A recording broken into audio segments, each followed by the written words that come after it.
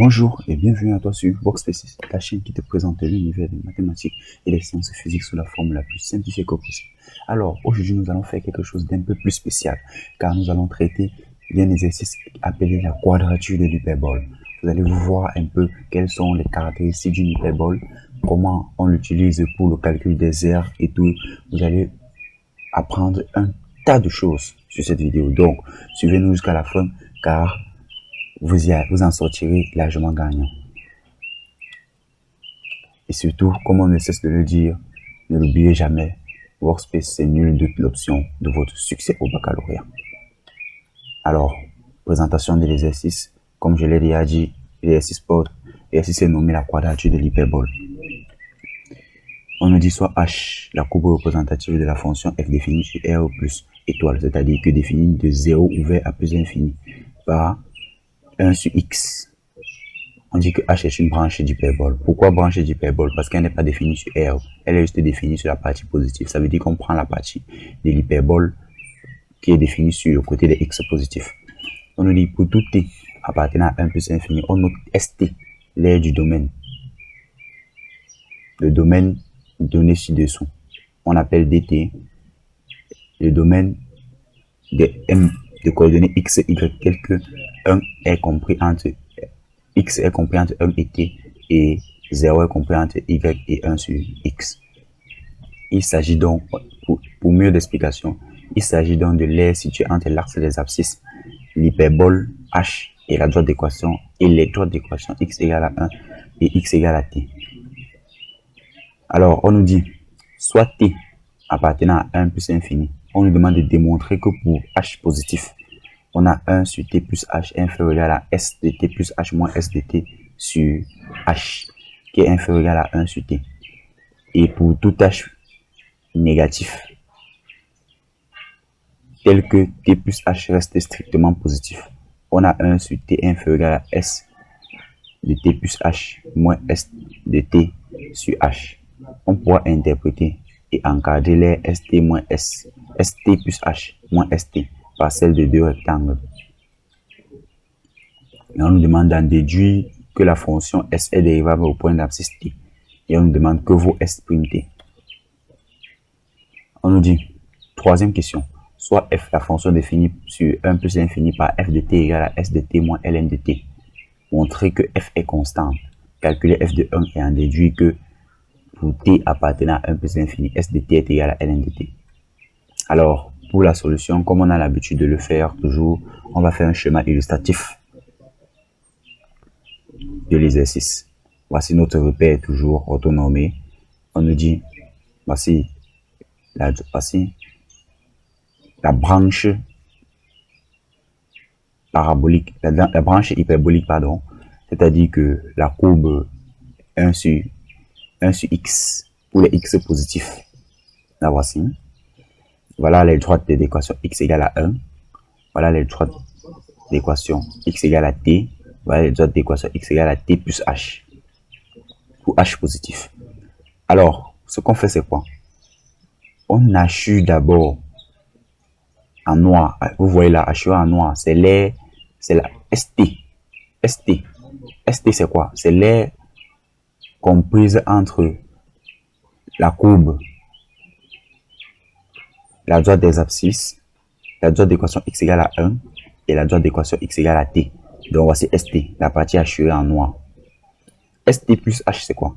C'est la courbe comprise entre la partie comprise entre la courbe, la droite d'équation, l'axe des abscisses, la droite d'équation x égale à 1 et la droite d'équation x égale à t plus h. Donc voici ST plus h qui a été hachuré en rouge.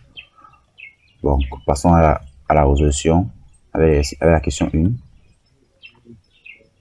Donc, il est très important de garder le schéma toujours proche de nous et ça nous permet de comprendre mieux de quoi il est question. On nous dit première question. Lorsque h est positif, s de t plus h moins s de t représente l'aire du domaine délimité par h, l'axe des abscisses et les droites d'équation x égale à t et x égale à t plus h. La preuve, quand on revient sur le schéma, voici s de t plus h qui est peint en rouge. Voici s de t qui est peint en noir. Quand on prend tout ce qui est en rouge là, la grande partie ici, on enlève ce qui est en noir là. Il nous reste quoi? Il nous reste cette petite portion ci là. Et cette petite portion ci, c'est quoi? En fait, c'est l'air compris entre l'axe des abscisses, la courbe et les autres d'équation x égale à t et x égale à t plus h. C'est pour ça qu'on a dit que lorsque h est positif, s de t plus h moins s de t. Donc s de t plus h qui est tout ça, moins s de t qui est ceci, elle représente l'aire du domaine délimité par h. Donc l'aire du domaine délimité par h, l'axe des abscisses et les autres d'équation x égale à t plus h. C'est pour ça qu'on dit donc que h sur t plus h est inférieur ou égal à s de t plus h moins s de t qui est inférieur ou égal à h sur t. Pourquoi? Pour cela, on utilise la méthode des rectangles. On utilise la méthode des rectangles. C'est-à-dire quoi? On sort le rectangle ici. Regardez bien, suivez bien le curseur. Ce rectangle ici. L'aire du rectangle ici là est inférieure à l'aire du domaine ici. Or, l'aire du rectangle ici, c'est quoi? C'est sa base qui est h multiplié par sa hauteur.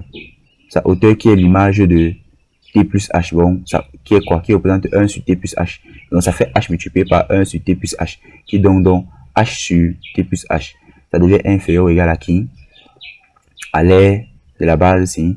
Maintenant, qui lui-même est inférieur ou égal à qui? À l'aire ici, quand on prend à partir du point A. Quand on fait le rectangle passant par le point A. Qui est inférieur ou égal à l'aire du rectangle passant par le point A. C'est clair? Bon, l'aire du rectangle passant par le point A, c'est quoi? La longueur qui est toujours h, multipliée par la hauteur. Cette fois-ci, la hauteur, c'est l'image du point, l'image de t, qui est quoi? 1 sur t. Ça fait donc h multiplié par la hauteur qui est 1 sur t. Ça fait l'aire du rectangle. Ça fait, on a donc quoi? H sur t plus h inférieur ou égal à s de t plus h moins s de t, qui est inférieur ou égal à h sur t. D'après la méthode des rectangles. On a utilisé les rectangles pour sortir ça. Maintenant, en divisant partout par h, parce que h est non nul, ça fait 1 sur t plus h inférieur ou égal à h de t plus h moins s de t sur h inférieur ou égal à 1 sur t. Voilà donc ce qu'il fallait démontrer. Maintenant, pour h inférieur à 0, l'aire précédemment représentée, s de t, l'aire qui a été précédemment représentée par analogie, représente maintenant plutôt s de t moins s de t plus h. Et quand on refait donc la démonstration, vous allez voir, il suffit juste pour aboutir à ce résultat. Je vous le laisse comme exercice. Il suffit juste de prendre h négatif. Dès que vous allez prendre h négatif, vous allez juste positionner t plus h sera maintenant plus petit que t. Donc ici là, comme on avait t, ça va devenir t plus h. Ici là, comme on avait t plus h, ça va devenir t. Je vous laisse donc ça en exercice de le refaire, mais vous allez obtenir cet encadrement-ci pour h négatif. Maintenant, on nous demande de déduire la valeur de S'(t). Bon, c'est assez trivial. D'après ce qu'on a obtenu plus haut. Maintenant, en appliquant le théorème des gendarmes, ce qu'on a obtenu plus haut. Ça là, rappelez-vous, ça c'est quelle formule? C'est la formule de l'accroissement moyen ou du taux de variation encore. C'est la formule de l'accroissement moyen ou du taux de variation. Bon, ça c'est en fait le nombre dérivé. C'est le nombre dérivé. Et si on se rend compte que ça admet que le nombre dérivé existe, quel que soit h. Alors, on va conclure quoi? Que S est dérivable en t, parce que le nombre dérivé existe quel que soit h. Ça veut dire que le S est dérivable en t. Quand on calcule les limites aux bornes, on se rend compte qu'en calculant les limites aux bornes, en faisant tendre h vers 0, on obtient à chaque fois 1 sur t. Donc à gauche on a 1 sur t et à droite on a 1 sur t. Pour mieux vous rendre compte de ça, je vous demande de rentrer un peu en arrière sur la vidéo. À droite on a 1 sur t et à gauche on a 1 sur t. Maintenant ça c'est quand h tend vers 0. Ça veut dire quoi? La fonction s est donc dérivable en t. Et on a s' de t égale à quoi? 1 sur t. Bon, ce que vous devez connaître ici, un point pour vous expliquer proprement, c'est que le nombre dérivé en fait, étudier la dérivabilité, pour calculer la dérivée d'une fonction, c'est trouver une expression qui donne son nombre dérivé en chaque point. Donc si on a une expression qui donne le nombre dérivé en chaque point, ça veut dire qu'on a l'expression de la fonction dérivée. Notre but ici là, puisque on a Voici ce que c'est que le nombre dérivé en chaque point. Voici l'expression du nombre dérivé en chaque point. Le voici ici. Notre but était de calculer ce nombre dérivé et montrer qu'il existe quelle que soit la valeur de t. Maintenant, comme on a réussi à l'encadrer par deux fonctions, on va juste calculer la limite de la petite fonction quand h tend vers 0 et la limite de la fonction qui est plus grande quand h tend vers 0. Si ça donne la même chose, forcément celui qui est au milieu, d'après le théorème des gendarmes, quand h tend vers 0, ça tend aussi vers la même chose. Or, on s'est rendu compte que les deux donnaient la même chose, et ça donnait 1 sur t. Ça veut dire que celui qui est au milieu aussi est égal à 1 sur t. Ce qui veut donc dire que, puisqu'il représente le nombre dérivé, ça veut dire qu'en tout point t, le nombre dérivé existe et donne 1 sur t. On a donc trouvé une fonction qui donne le nombre dérivé en tout point t.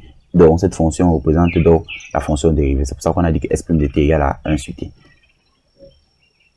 À la prochaine question, on nous demande de calculer f' de t, où f est la fonction définie par s de t moins ln de t. La fonction f est dérivable sur 1 plus l'infini. La preuve, pour démontrer, n'oubliez pas, c'est très important de dire pourquoi. Puisque c'est la différence de deux fonctions qui sont dérivables sur 1 plus l'infini.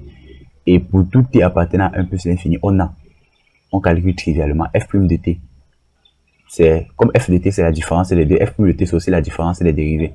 Ça fait s' de t moins la dérivée de ln de t, qui est quoi? 1 sur t. Or, s' de t, c'est qui on vient de montrer que c'est 1 sur t. Bon, ça fait 1 sur t moins 1 sur t qui est égal à 0. La fonction f est donc une fonction constante. Pourquoi? Parce que sa dérivée est nulle. Quand la dérivée d'une fonction est nulle, ça veut dire qu'en fait, la fonction initiale était constante. Ça ne dépendait pas de x. C'est pour ça que pour avoir donc la fonction là, on a la fonction f est constante. C'est ça qui prouve que la fonction f est constante sur 1 plus infini. Donc, montrer qu'une fonction est constante, c'est tout simplement montrer que sa dérivée est nulle. Quand on a réussi à montrer que sa dérivée est nulle, on déduit que la fonction est constante. Maintenant, le 3b, on nous demande de déduire que s de t est égal à ln de t. Bon, trivialement, comme l'exercice nous a conduit, ils nous ont demandé de calculer f de 1. On calcule aussi bêtement. Comme f de 1 est égal à s de 1 moins ln de 1, trivialement, s de 1 est nul. Parce que l'air compris entre s de 1, ça sera quoi? L'air compris entre la droite d'abscisse 1 et la droite d'abscisse 1. C'est nul, il n'y a pas d'air entre les deux. La droite d'équation x égale à 1 et la droite d'équation x égale à 1. Les deux sont confondus, donc il n'y a pas d'air, il n'y a pas d'écart entre les deux. Ça fait donc l'air là c'est 0, moins ln de 1. ln de 1 c'est 0 comme d'habitude. Ça veut dire que f de 1 est égal à 0. Or, comme f est constant, ça veut dire que f ne change pas de valeur, quel que soit l'intervalle où on est. Donc ça veut dire que f de 1 est égal à f de 2 est égal à f de 3 qui est égal à f de x, quel que soit x. Ça veut dire que f de x est égal à f de 1 parce que f est constant. F de x est égal à f de 1 qui est égal à 0. Donc f est dans la fonction nulle parce que c'est constant.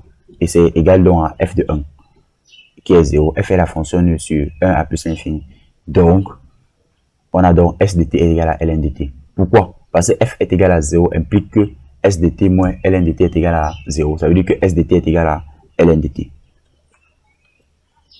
Donc, on arrive donc à la fin de cet exercice et nous devons donc rappeler ce qu'on a gagné d'intéressant à l'intérieur.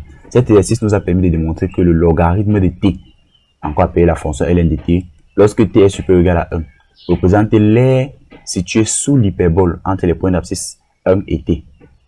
Donc, le logarithme de t représente l'aire située sous l'hyperbole entre les points d'abscisse 1 et t. Pourquoi on a réussi à montrer que s de t était égal à ln de t, non? Or, s de t par définition, c'était qui? C'était l'aire comprise entre la droite d'équation x égale à 1 et la droite d'équation x égale à t. Donc, si on a réussi à montrer que c'est ln de t, ça veut dire que cette aire ici là est en fait ln de t. C'est ce qu'il fallait, c'est ce qu'on a montré avec cet exercice. Donc, on est donc arrivé à la fin de cette vidéo. Merci de nous avoir suivis jusqu'à la fin et n'oubliez pas de laisser vos suggestions en commentaire et de nous lâcher un pouce bleu si la vidéo vous a plu. Surtout, abonnez-vous si vous ne l'avez pas encore fait pour recevoir nos prochaines vidéos. Merci beaucoup et à nous revoir pour la suite.